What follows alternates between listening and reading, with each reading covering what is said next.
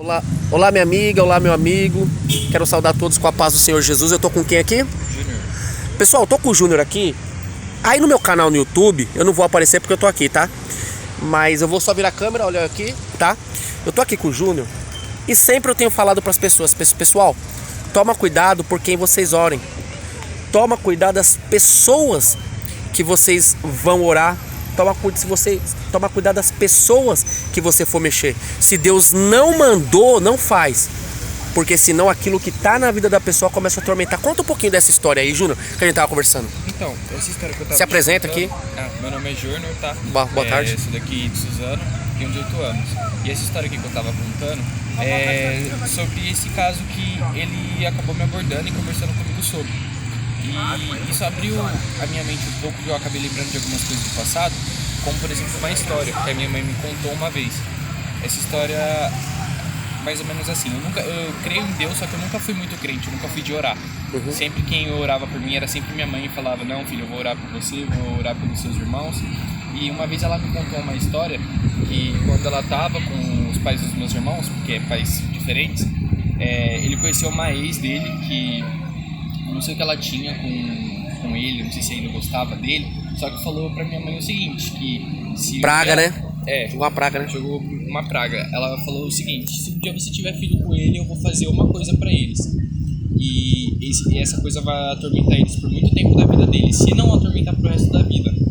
E a minha mãe não desacreditou disso, não botou muita fé. E passou um tempo, depois deles crescidos, uns 8, 9 anos, o meu irmão, que se chama Pedro, ele teve que começar a dormir com ela. Ficou por muitas semanas dormindo com ela, porque ele sempre acordava de madrugada desesperado, falando que estava vendo um homem... Vulto preto, né? Vulto preto ali no canto do quarto. Esse vulto, só cortando sua conversa, esse vulto se materializava pra ele, né? Materializava, e ele, assim, os dois acordados, minha mãe e meu irmão. E o meu irmão falando, tá ali mãe, tá ali. E ela olhando não via ninguém, só ele que via. E ela tinha que ficar rezando por ele a madrugada inteira. E isso passou por algumas semanas, até que um dia ele acordou de madrugada, acordou ela. Quando ela olhou, ela viu. Ela passou a ver também. E ela teve que começar a orar por ela, começar a orar por... Rezar, né? Porque ela rezava, né? Rezar. Que é católica ela, né? Não, ela é evangélica. Evangélica. Aí ela começou a orar e depois de algumas semanas isso foi passando, um tempo, né? Do menino, né? O menino foi tendo paz e tal. Começou a ter paz normal, mas ela continuou vendo. Quando ela parou de ver, ela começou a sonhar. Ela sonhava e como ela é do Nordeste, ela sempre conversava com a minha avó sobre, minha avó sempre tinha aqueles pressentimentos assim, se você orou com isso, vai acontecer isso. E a mesma coisa foi comigo também, ela começou a orar por mim numa época aí que eu tava tendo bastante problema na escola, no serviço, e eu não sentia nada.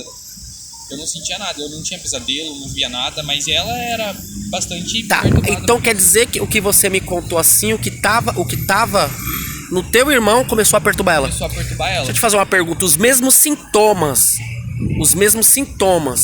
que o menino começou a sentir, passou pra ela? Passou pra ela. E A mesma perturbação psicológica. É como se fosse gêmeos. Isso. Aí passou um tempo e ele parou de sentir isso, começou a dormir no quarto dele normal, só que eu acordava de manhã no outro dia e ela falava, não que eu sonhei com isso, não que eu tava sentindo algo estranho no meu quarto. E isso continuou... Pânico, né? Continuou perturbando ela por mais algumas semanas, até que minha mãe ela sempre teve a mente aberta. Ela ia tanto na igreja quanto buscava ajuda em outros lugares. Como rezadeira, umbanda. E ao decorrer do tempo isso foi melhorando. Mas meio que como se tivesse realmente passado do meu irmão e fosse pra ela depois que ela começou a orar por ele. Então você concorda comigo aqui que quando nós estávamos conversando sobre batalha espiritual, sobre o mundo espiritual. Então você concorda comigo que hoje em dia pra orar por uma pessoa, pra pôr a mão e orar por uma pessoa hoje, precisa se estar posicionado. Precisa. Porque o que tá, você concorda comigo, o que tá na pessoa não é que vai acontecer a mesma coisa com você, mas o que tá na pessoa vai perturbar você. Como você falou, você meio que tá comprando a briga da pessoa. Então eu vou chamar de entidade. Vamos supor assim, você comprou essa briga, a entidade vai perceber que o problema que tá ali não é a pessoa que ela tava atacando, e sim você, porque você tá posicionado. entendeu? Então ele pensa, eu acho, né? Ele pensa assim, eu vou atacar essa pessoa porque se eu enfraquecer essa pessoa, eu consigo pegar as duas. São sintomas espirituais, né? É, isso mesmo. Então quer dizer que você concorda comigo, só pra finalizar aí, pra gente dar uma paz do Senhor Jesus pra todos.